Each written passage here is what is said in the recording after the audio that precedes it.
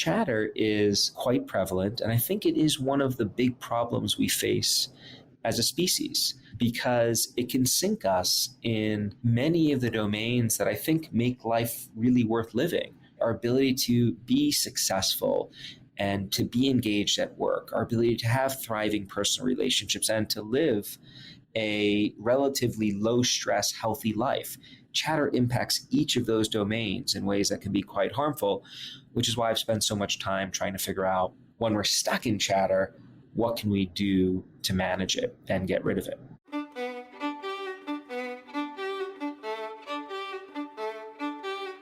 Hi, I'm Lisa Brooks Mills, hosting this episode of the Glow podcast. I'm sharing my conversation with Dr. Ethan Kross, professor of psychology and management at the University of Michigan, where he is the founder and director of the Emotion and Self-Control Laboratory, where they do research on the silent conversations people have with themselves, which powerfully influences how we live our lives. Ethan is also the author of the national bestseller, Chatter, The Voice in Our Head, Why It Matters, and How to Harness It. Chatter interweaves groundbreaking behavioral and brain research with colorful, real-world examples to explain how the conversations we have with ourselves shape our lives.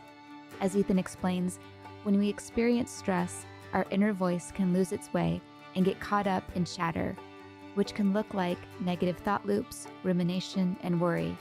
This can not only torment but paralyze us and affect our health, work, relationships, and more. I hope by the end of our conversation, you'll be inspired to explore his book Chatter, where he reveals the hidden power of our inner voice and shows how we can harness it to live a healthier, more satisfying, and more productive life. I have been finding it helpful to implement and experiment with the Toolbox, 26 tools that Ethan offers to calm chatter and helping turn the inner voice from critic to coach. I hope you enjoy my conversation with Ethan Kross.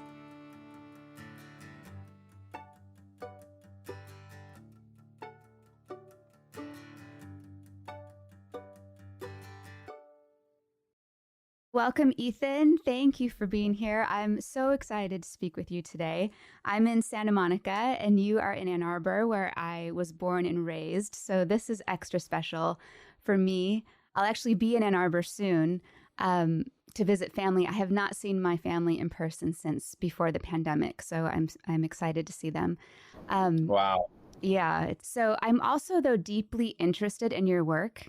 And I've just been really looking forward to this conversation. I've been diving into your book. Congratulations on your book, Chatter, The Voice in Your Head and How to Harness It. I'm grateful that this book and your work are out into the world. I like your writing style. It's warm, inviting, and friendly. I felt engaged throughout the whole book. You held my attention. You weave in personal anecdote, a specific personal anecdote, a few of them, but there's one main story which really helps create connection, helps it feel intimate and personal. There's so much value in the science you share to help the audience understand the inner voice and chatter and the importance of applying the suggested, accessible, and actionable tools to, as you say, turn your inner voice from critic to coach. The heart and human element of using examples of ways people are using the tools are super interesting and super beneficial. And some of these people are well-recognized figures, which always makes it extra fun. So there's so much I want to get to in our time together, but I think it would be great to start with your father because you mention him several times in your book. If you'd like to start there, that'd be great. Yeah, happy to. And thanks for having me on the show, Lisa. It's a delight to be here, and I appreciate the warm comments about Chatter, which was, a significant portion of my life in the making. So it's always good to hear that the message lands well. So how does my dad fit into Chatter? People often ask when I first got interested in studying using science, the inner voice, and I've been studying it formally for 20 years, but I've been thinking about the inner voice for close to 40. And that is due to my dad, because when I was around 3 years old, my dad started telling me, hey, little guy, whenever something bad happens, just go inside and tap into that inner voice and try to figure out a solution to the problem. Uh, just so listeners know, my dad was a pretty unconventional kind of dad. So I grew up in Brooklyn, New York.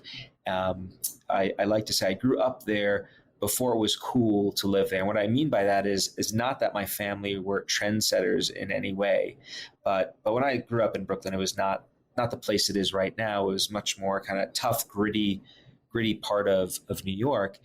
And my dad was a pretty gritty guy who, was a chain smoker, big bushy mustache, loved flipping off other drivers on the road. But when he wasn't doing all of that, he was reading about Eastern philosophy and meditating in his bedroom and talking to me at 3 years old about the inner voice. So a pretty colorful character.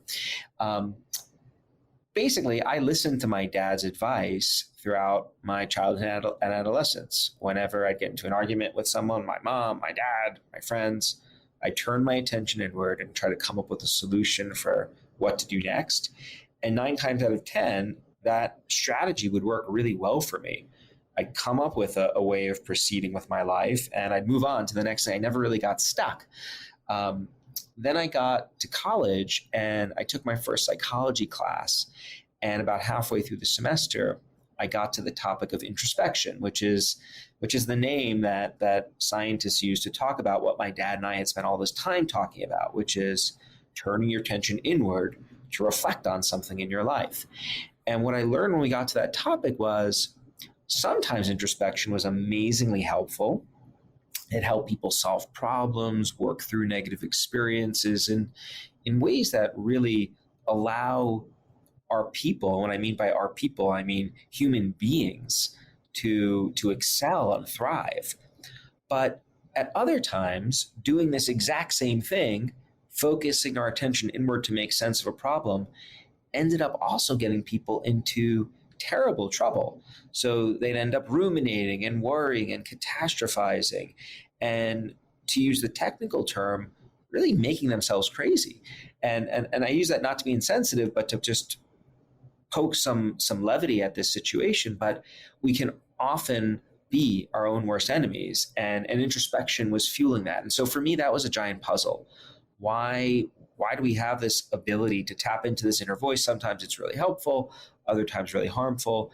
And so then I went to graduate school to figure out how to use science to figure out why that happens. Why is this inner voice sometimes good or bad? And most importantly, when we find our inner voice conspiring against us, what can we do to make it work for us again rather than against us?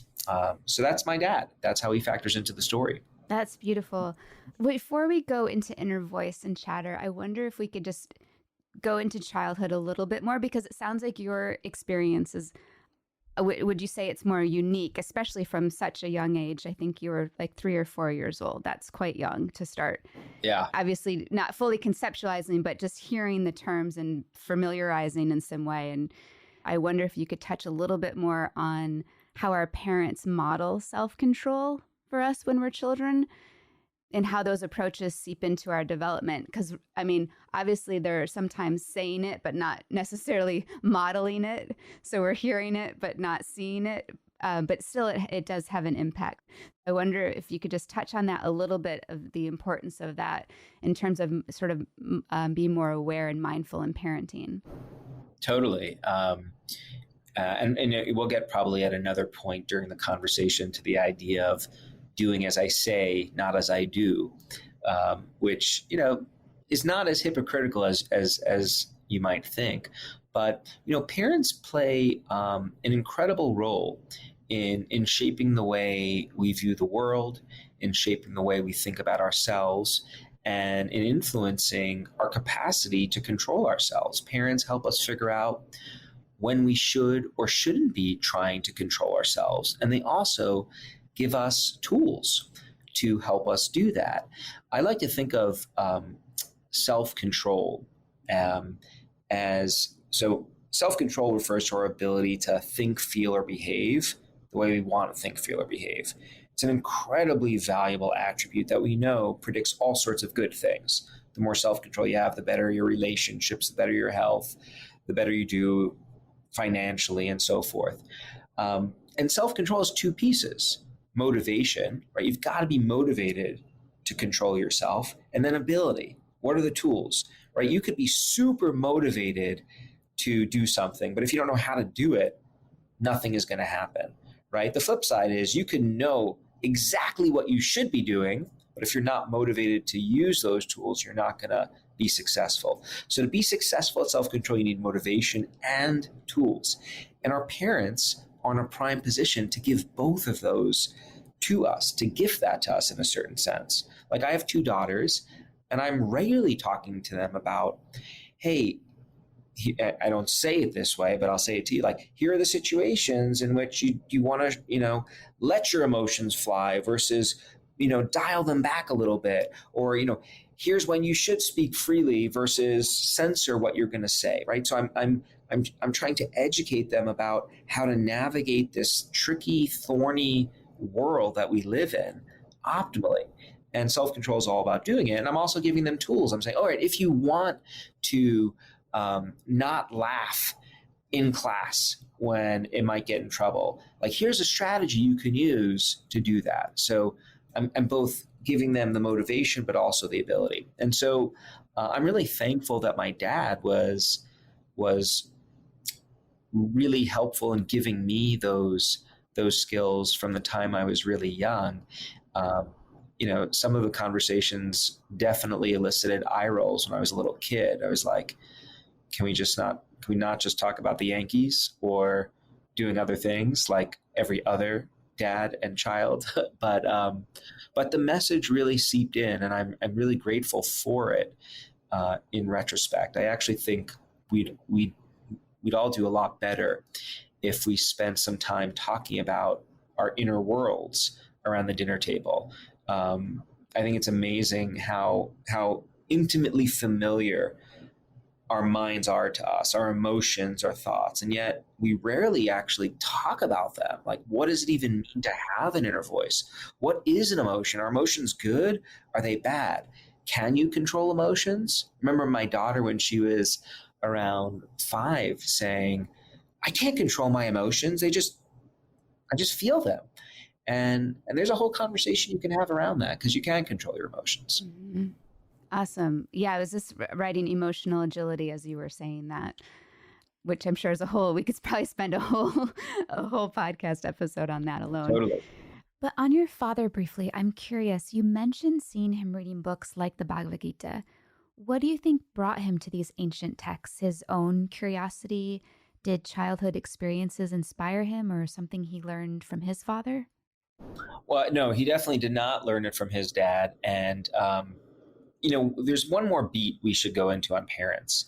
Parents play a role in shaping our capacity for self-control. They also influence, by the way, our inner voice and, what we say to ourselves when we talk to ourselves in our minds. But parents aren't the only force that shapes the way we think about self-control and the world around us. Parents play and caregivers early on are the primary force shaping it. But as we get older, our friends, our teachers, and our broader culture also plays a role in shaping that inner voice, in shaping also our capacity for self-control. So it's parents initially, but then the funnel widens to our social relationships and even the organizations to which we belong, right? Those are shaping how we think about controlling ourselves and interact with others too. And I think my dad exemplifies that well. I don't know that his parents talked to him about these issues very much, but I know that there was some conflict in his parents' life growing up, and I think that highlighted the need for him to have self-control or the ability to manage his emotions. And he was also growing up during an era in the 60s when conversations around some of these quote unquote softer topics like emotions and Eastern philosophy were becoming really, really accessible to the Western world in the form of the Beatles and the hippie movement and things of that sort. And while he never, I wouldn't say he was a hippie, he definitely did subscribe to those. He did get caught up in some of those Eastern philosophical practices, which, interestingly enough, as you now know, have kind of returned, with more science behind them, I think, over the past 2 decades. So his path to these areas was a little bit different than mine in terms of how he got interested in them. It was also very different how he followed up on these interests compared to the way that I did.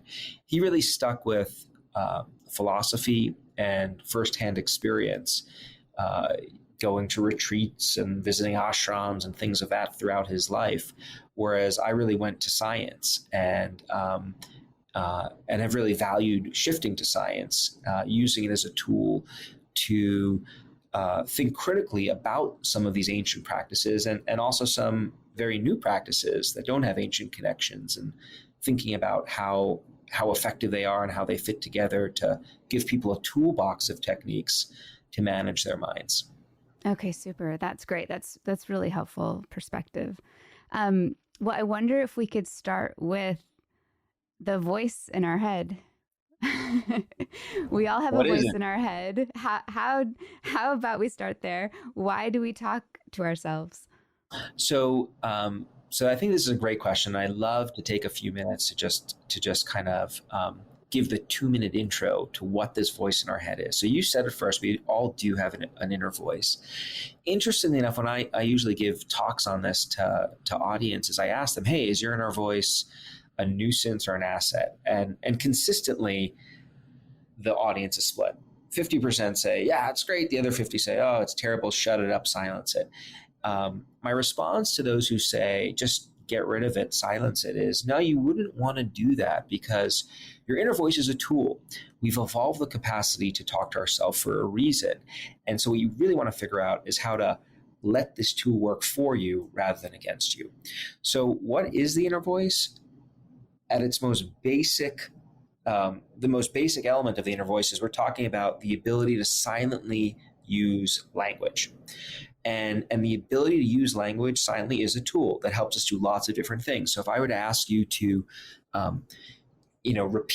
repeat in your head what we like to say in Ann Arbor, "Go Blue," right? That's the chant for our football team, which you no doubt are familiar with, right? If I asked you to just silently repeat that 3 times right now, can you do it? Were you able to just do that? So easy.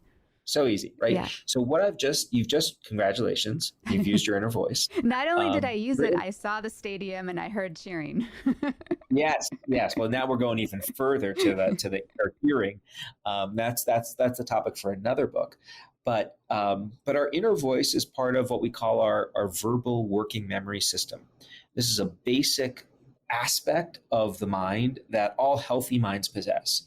If you go to the grocery store and think to yourself, "Oh, what do I have to buy? Yogurt, cheese, bread." Like, you repeat that in your head, you're using your inner voice. So your inner voice lets you keep information active in your head.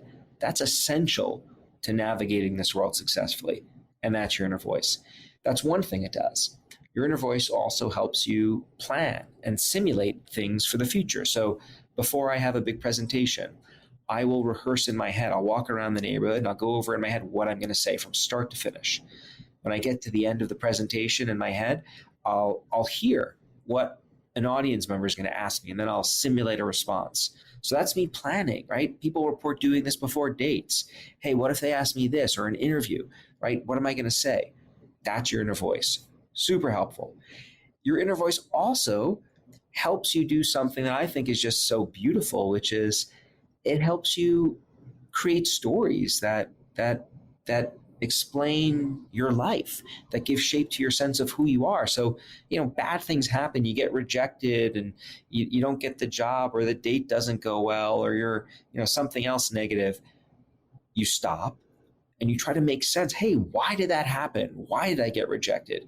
And we end up then using language to come up with a story, a narrative, right? That explains what happened to us in ways that give shape to our sense of who we are. That's your inner voice too. So it's a kind of a Swiss Army knife of the human mind that lets you do lots of different things. That's the good side. The bad side is that sometimes when we experience distress, we turn to this inner voice to get us out of stress for all the reasons I just described. but we don't come up with very clean, crisp stories. Instead, we end up getting stuck. We get stuck in these negative thought loops where we rehearse over and over the negative things. Oh my God, I can't believe I said that. What if they do this? And what if this happens? Or anticipating the future and worrying anxiously. And that's what I call chatter, right? Chatter is an example of an inner voice run amok. You are focusing your attention inward to work through a problem, to solve it, but that's not what happens. You just start spinning. The visual I like to give is being like a hamster on an exercise wheel. You keep trying to work through the problem, but in doing so, you keep that problem active in your head in ways that can be really toxic for you, toxic for your ability to perform well at work, toxic for your relationships and your physical health.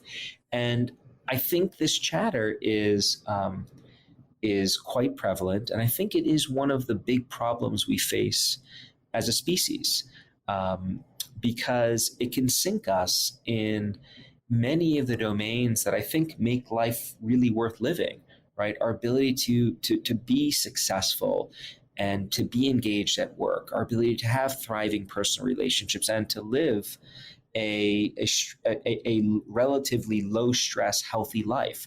Chatter impacts each of those domains in ways that can be quite harmful, which is why I've spent so much time trying to figure out, when we're stuck in chatter, what can we do to manage it and get rid of it.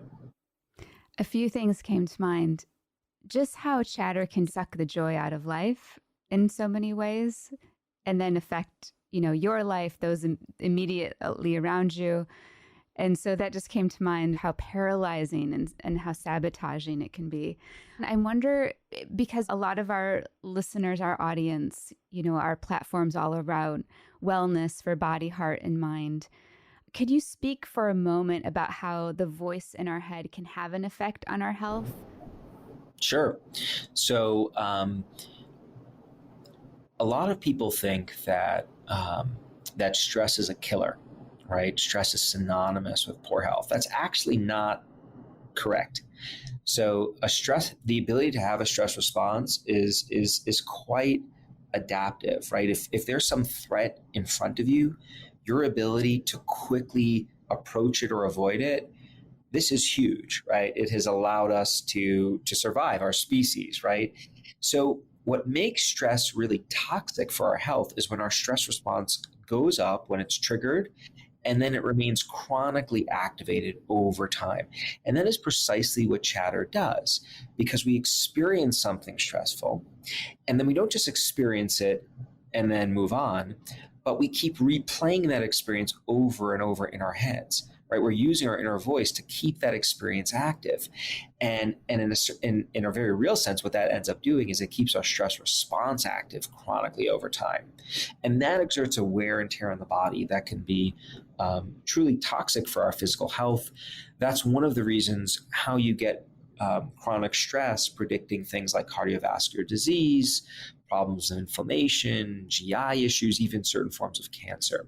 So the links here between chatter and our physical body are quite significant. They're quite well articulated in scientific research. So when we're talking about chatter, we're not just talking about feeling bad subjectively. We're also talking about this chatter having a negative physical manifestation in your body as well.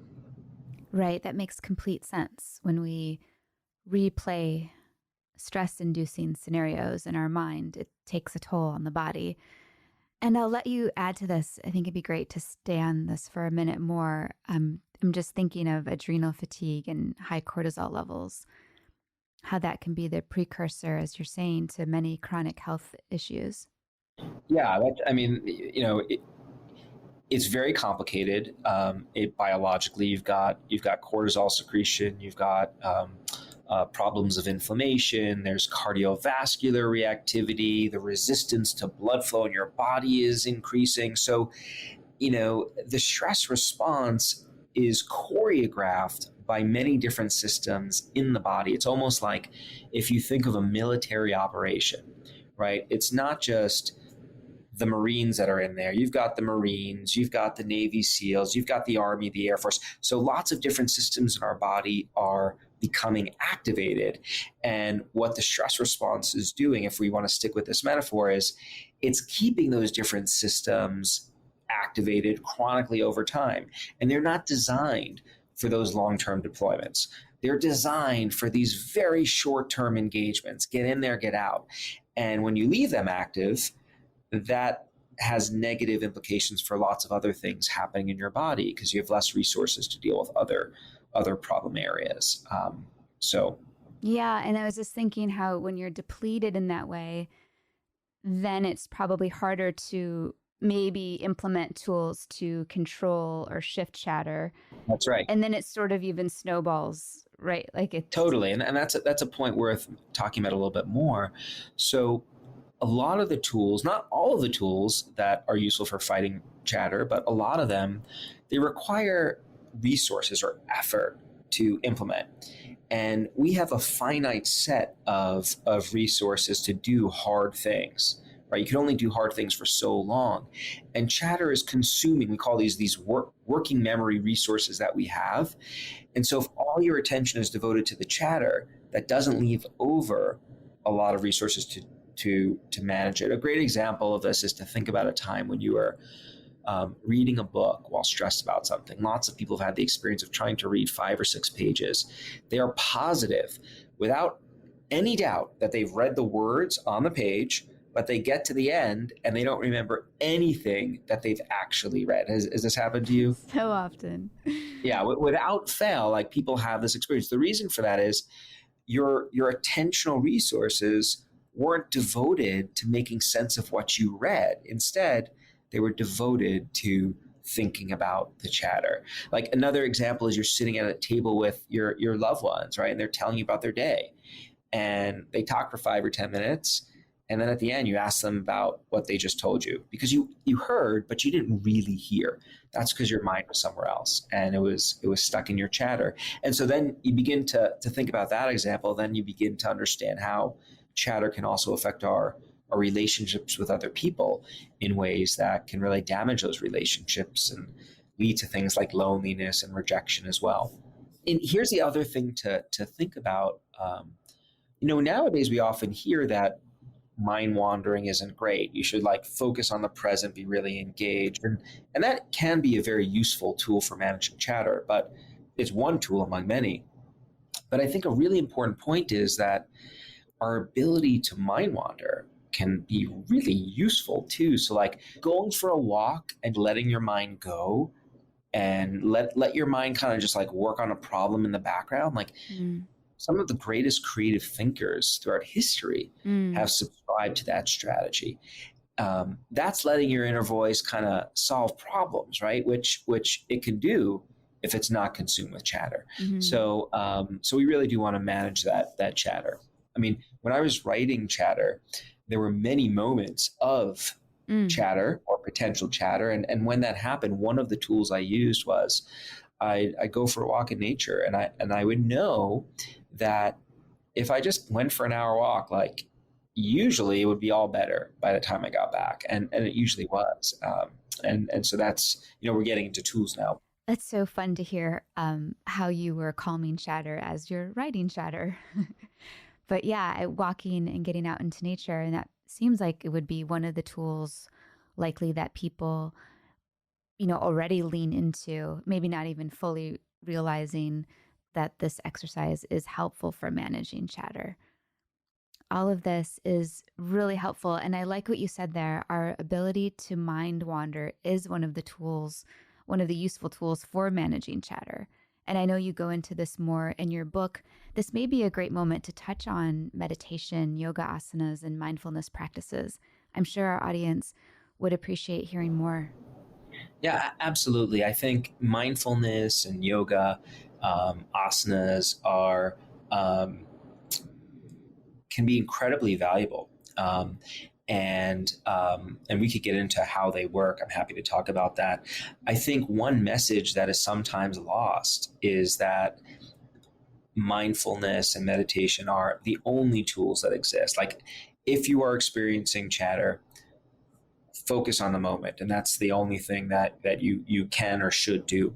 And I think that is taking some of these practices to an extreme. I don't know of any tools that work for all people in all situations. What I know is that we've evolved this capacity to use many different tools. So in Chatter, the book, not it's hard to talk about like the book that's titled Chatter when you're talking about Chatter in an interview, but in the book, I talk about 26 different tools, like, and different tools work for different people in different situations. Like there are 5 or 6 tools that work really well for me. They're different from the tools that work well for my wife. And so I think meditation is great. I got my mantra when I was 5 years old and have been meditating on and off since. I'm a yoga devotee. I love it. But there are many other things that I use in addition to meditation, yoga, and those aren't my those aren't the first tools that I use when it comes to Chatter. They both tend to be more effortful, and there's some other tools that are also much quicker and easier to use. So I think the more we can shift the discourse away from these thinking about specific single tools, just do this, and instead trying to think about, hey, what are the range of tools that I could use to manage myself? I think the better off we'll be. We actually did a study. We did 2 studies during the pandemic, the COVID pandemic, in which we looked at, hey, what were people doing each day over the course of several days, I think 10 days or 2 weeks, to manage their anxiety? And we asked people about lots of different tools. Mindfulness, meditation was one amongst many others.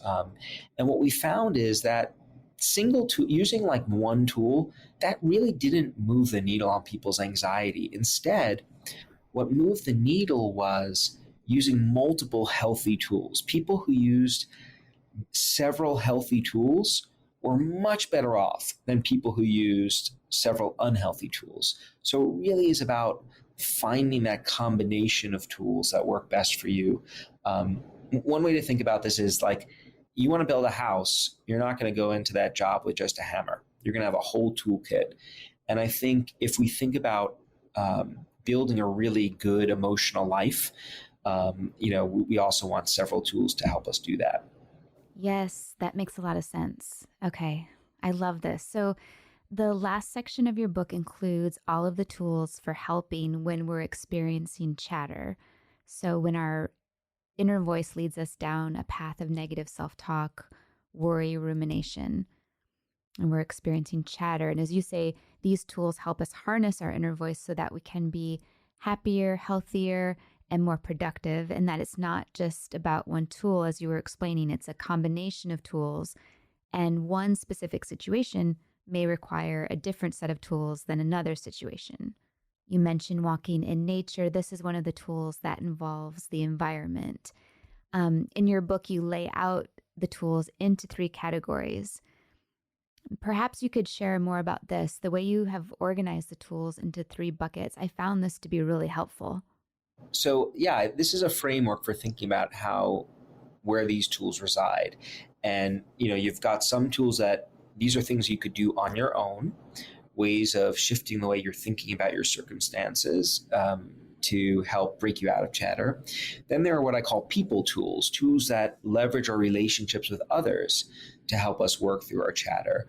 Other people can be an amazing resource or vulnerability when it comes to managing our chatter. And I think it's really important to know who to talk to and how to talk to them, because the kinds of conversations you have and who you have them with can make all the difference in making things either better or much, much worse.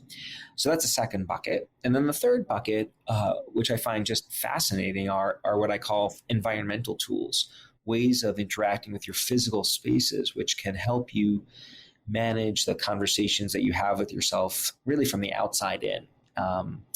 And I could tell you that I use a few tools from each of those buckets when I begin to detect chatter brewing. And so you don't have to confine yourself to one. You can readily pull from different categories. Okay, this is great. And with the tools, you include strategies and examples of how to implement them, which is helpful. So Summarizing the three buckets, they include tools that you can implement on your own, tools that leverage your relationship with other people, and tools that involve your environment. So, if we could just take a moment to look at the tools that leverage our relationships. In this section, there are two subcategories: tools for providing chatter support and tools for receiving chatter support. One of the tools for providing chatter support is addressing people's emotional and cognitive needs. So, essentially, when people come to us for help with their chatter, could we dive into this a little bit? You mentioned only addressing the emotional can create some connection, but it's not completely helpful if the cognitive bit isn't included. Yeah, totally. So a lot of people think that when you're experiencing chatter, what you want to do is find a person to just unload your emotions, to just vent your feelings, express your emotions. And there's been a lot of research on whether that doing that, venting, actually makes us feel better. And what we've learned is when a person vents to someone else. So Lisa, you and I, we've got the Ann Arbor connection, lots of similar interests now, like we're buddies. I call you up with a problem and I just unload. That's really good for our relationship, right? So you being there and taking the time to empathically listen and engage with me and validate what I'm feeling, that makes me feel really good about my friendship with you. But if all we do is pinball back and forth about what happened to me and how awful it was, like, you're never going to believe it. This person said this, I was so upset, and then they said this, and I hate them. You basically leave that conversation and you're just as upset as when you started, right? So I feel really great about our relationship. I know you're there for me, but I'm still pissed off at the end. The best kinds of conversations when it comes to chatter involve the person that you're talking to doing two things for you. First, they do need to listen, right? It is important to give the person you're talking to the opportunity to share what's going through their mind. You have to learn about what they've experienced to a certain degree. But then at a certain point in the conversation, what you ideally want to do is help them see that bigger picture. Try to help them reframe how they're thinking about the situation to ultimately let them work through it, right? So you want to eventually shift from learning about what happened and what the person was feeling to helping them make sense of that circumstance. And other people are in a prime position to help us do that because they've got some distance, some objectivity, right? What I've gone through, let's say I was rejected by someone, like, that didn't happen to you, Lisa. So you can really help me think it through in a way that I can't if I'm overwhelmed with emotion. But you've got to give me that nudge to help me do it. So those are the two pieces to being what I call a good chatter advisor to someone else. First, you take some time to listen and hear them out, but at a certain point in the conversation, you start trying to help reframe how they think about that experience. And, different people may require different amounts of time before they're ready to get into that second part of the conversation, right? So Yeah. there is an art to this. And what I like to tell people is if you're not sure about, well, when is the right time to try to help that person figure out how to reframe it, you can ask them, Mm-hmm. right? Like, what I would not advocate doing is, my wife is really upset. She comes to me with a problem, and I instantly go into reframing mode.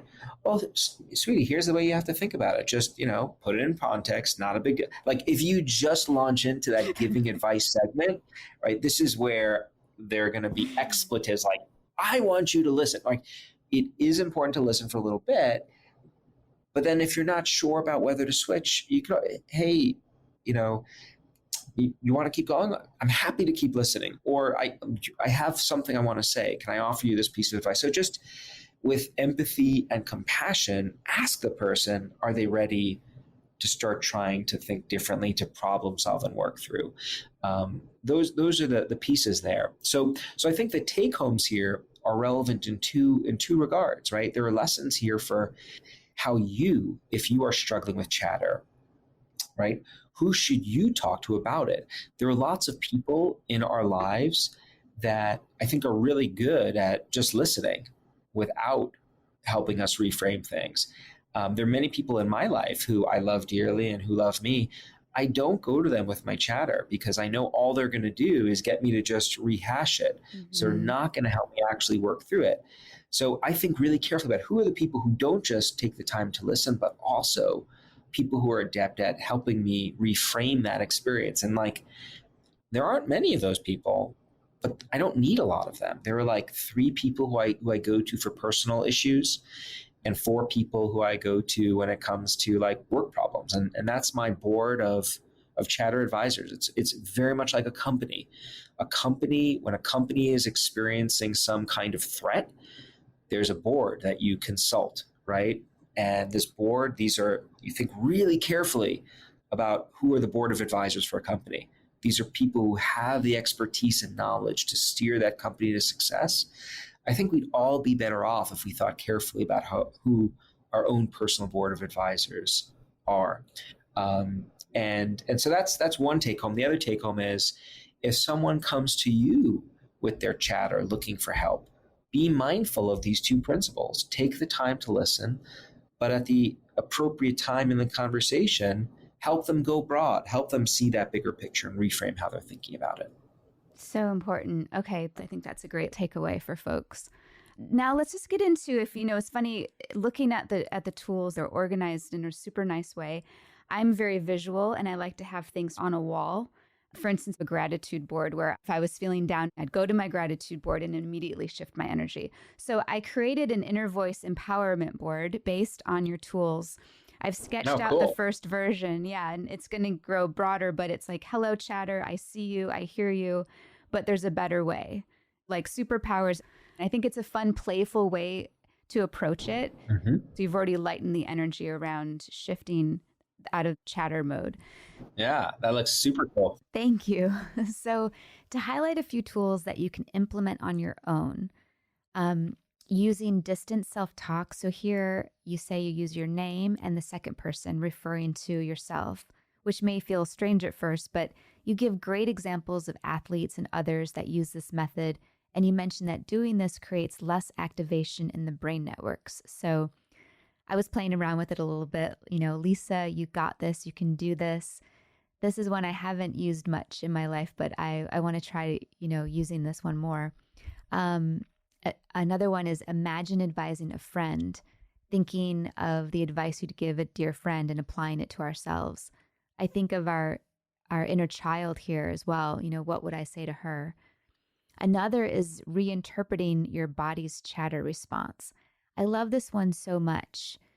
Reframing nervousness, for instance, when speaking in front of a group of people, to look at the nervousness as excitement.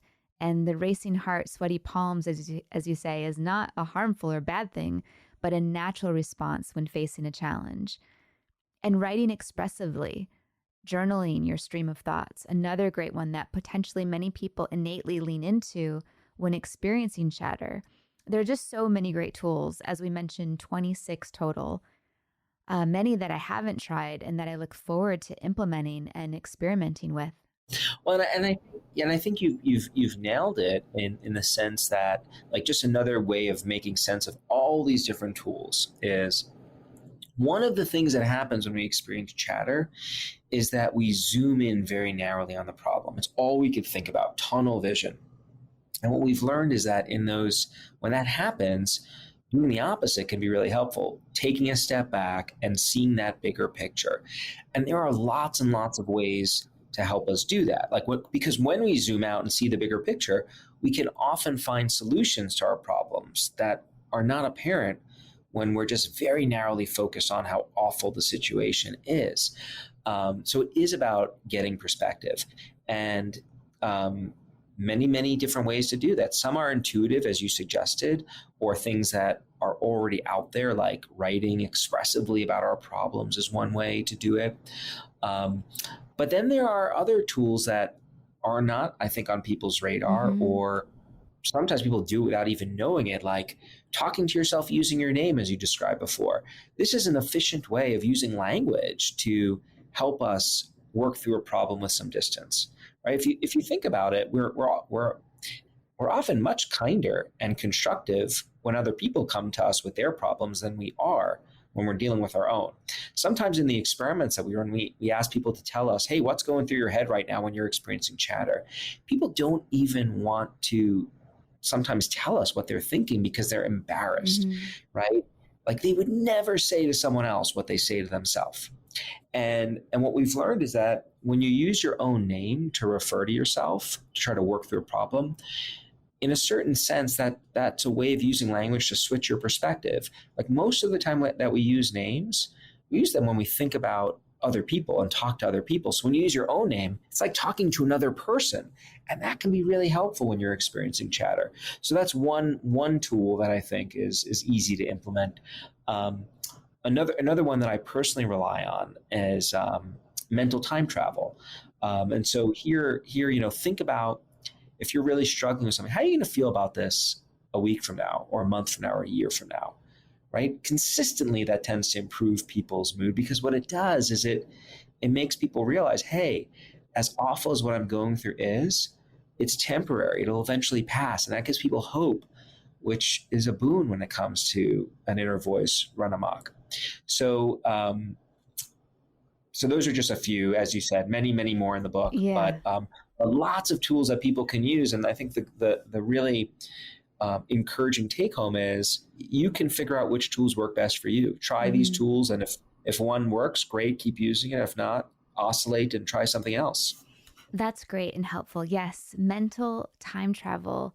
I'm going to experiment with that one more. I have used it at times when facing a procedure or something similar. So many times we're nervous leading up to those types of events, and the anticipation is often, worse than the actual experience. So I'm going to try using that tool more. I like it. One of my favorite quotes kept coming to mind while I was reading this book, your book. Between stimulus and response, there is a space. In that space is our power to choose our response. In our response lies our growth and our freedom, which of course is by Viktor Frankl, neurologist, psychologist, and Holocaust survivor. And I realize this isn't obviously speaking directly to the inner voice, but if we're met with the stimulus that triggers the chatter, harnessing that moment, recognizing the chatter and applying the tools, and then we respond to others from that space versus responding from the chatter space, we've sort of now harnessed that moment and what may be potential suffering. So I don't know if you have any, I don't have a specific question around it. It was just more of a reflection. Viktor Frankl is among the people who really inspired me to go into psychology, and his Man's Search for Meaning was a book I read in college, and I assign it every year that I teach a seminar here at Michigan on the issues we're talking about. So great. I very much resonate with his message, and the line that he talks about in his book that really sticks out in my mind is he quotes Nietzsche, the philosopher, and he says, "He who has a why to live for can deal with almost any how." He or she or they, right? So anyone who has a why, an explanation, a way of making sense and meaning of this experience can deal with any situation. That was his guiding mantra. What I think I think he's exactly right, but it's a little bit more nuanced than that. What we've learned over time is that getting that why, getting that explanation, that sense of meaning can be really hard, right? It's not always easy to do. I think many people intuitively try to get that why, to understand what they're going through, but that's exactly when they falter. And that's when there is an opportunity for people to use these tools to help them engage in that meaning-making process more effectively. And that meaning-making process, like the inner voice, is what makes it happen. And so I think Frankl is very much consistent with everything I talk about in Chatter. And the hope is that the tools that are described there can help people bring about the ends that Frankl talked about in his book more efficiently than they might without those tools. Super. That's super helpful. I love that perspective. Okay, so anything else before we're going to end with self-care non-negotiables in a moment here, but anything else that you'd like to add on for tools? No, I think you've covered it really well. We've just begun to scratch the surface in this conversation about what tools exist and how they work. And so I'd really encourage people to to learn more about them. I think science has done a really good job at identifying individual tools, and we've learned a lot. And the challenge that scientists now face is the same one that I think listeners do, which is to start figuring out what are the combinations of tools that work best for them, given their unique constitution and the unique situations they face in their life. So there is a challenge that awaits us all, which is to try to start experimenting with these tools in our lives. If they work, keep using them. And if they don't, try something else. That's that a would good be point. my parting message. That's a great parting message. And what works well today, 10 years from now, might not work as well, right? And you might have to even shift as at that point as you change, as you evolve and change. Yeah. Okay. Well, so on to self-care non-negotiables. That's a bit of a tongue twister. What are the top things, Ethan, that you've recognized that are most helpful for you that help fill your cup, so to speak, so that you can have a positive impact on your ability to show up for yourself, your family, your colleagues, and so on? Certainly not experiencing chatter. So keeping my chatter at bay, that's genuinely true. Having engaging social interactions with people I care about, having my attention focused at work on something that I think is meaningful is very important. Doing work that I think has a purpose, and if I can get some exercise and have some good meals in there, that would be great too. Super. Those are great. Yeah. Calming chatter, creating connection, having purpose, movement, nourishing the body. Calming chatter. I'm going to add that to my self-care non-negotiables. I feel what happens in my body, mind, and heart when chatter runs amok and how it affects those around me. That's great. Well, thank you so much again for your time today and for putting this book out into the world. It's been getting all kinds of attention, understandably so. Once in a while, I read a book that I just want to gift to everyone I know and those I don't know. But that's how I feel about your book. Sincerely, it's relevant, meaningful, and what I would consider a helpful for humanity book. Because it really, if we practice watching the nature of the mind and paying attention to any chatter that arises, and then applying the practical tools you've outlined, it can positively affect not only our lives as individuals, but those around us. And the opposite also being true. If we don't do the work and pay attention, we can cause needless harm and suffering to ourselves and those around us. So I encourage folks to check out your book and share it with loved ones.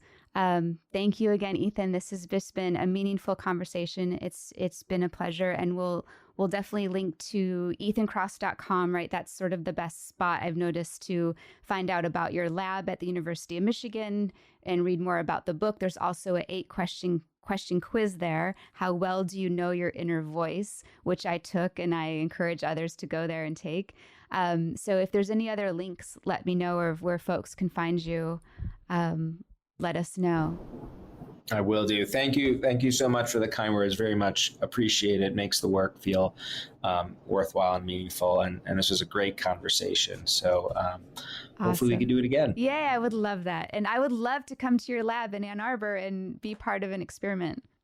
Yeah, well, let me know the next time you're in town, and if we've got something going, without electric shocks or something, we'll sign you up. Awesome. Thank you so much, Ethan. Take care. Thank you to our entire team behind the scenes at Glow. I'm so grateful for your care and commitment to serving our members around the world. Thank you to our teachers for so beautifully sharing your gifts and talents. I'm also grateful to our lovely community of Glow members. You've supported us since 2008, and because of you, we get to continue to do the work we love. It's the combined support of our team, our teachers, and our community that grants me the privilege to continue to bring you the Glow podcast. Thank you to Lee Schneider, our Red Cub agency, for production support. And the beautiful music you're hearing now is by Carrie Rodriguez and her husband, Luke Jacobs. And remember, take care of yourself because our world needs you. Thank you for coming on this journey with me. You can find the Glow podcast on Spotify, Apple Podcasts, or glo.com/podcast, or wherever you listen to your podcasts. I'm Derek Mills.